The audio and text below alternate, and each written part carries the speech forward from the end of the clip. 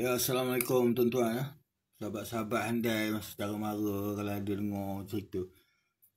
Main lama tak main ukulele. Sampai lupa.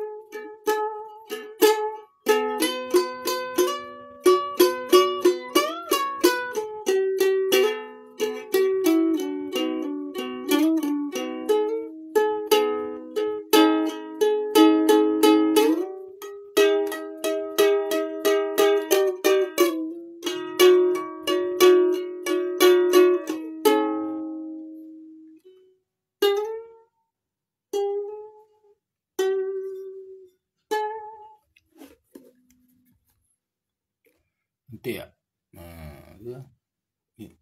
Ukulele.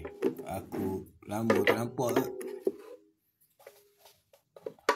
Tiba-tiba teringat ukulele. Jadi tuan-tuan, Putin, Presiden Rusia ni, dia kereta kebal dia bawa.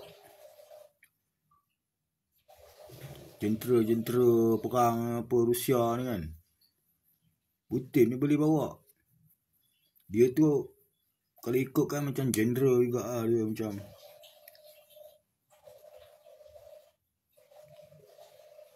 dia orang yang jenis, yelah macam, bukan macam Mak Sabu jadi Menteri Pertahanan.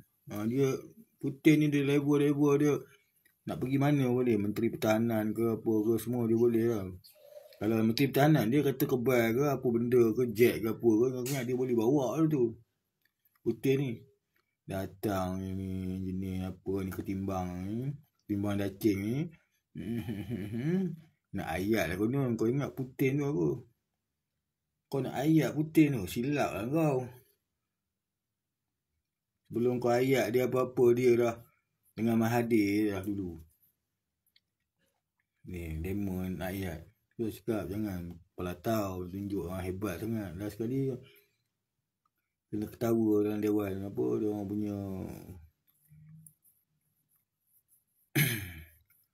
dia orang punya ni lah, convention room ke apa ke yang dia buat tu, orang ketawa. Jangan kepala tahu. Last sekali minat dengan sejarah orang lah apa lah ni. Orang ya orang minat macam kita lah, minat main gitar lah macam tu aku kan.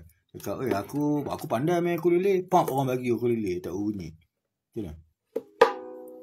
Dah wala aku tak bila aja. Pergi mana pun buat malu. Itu hari pergi mana lah pakai jubah Yahudi mabuk mana lah. Kena buat pelawak lima. La ilaha illallah.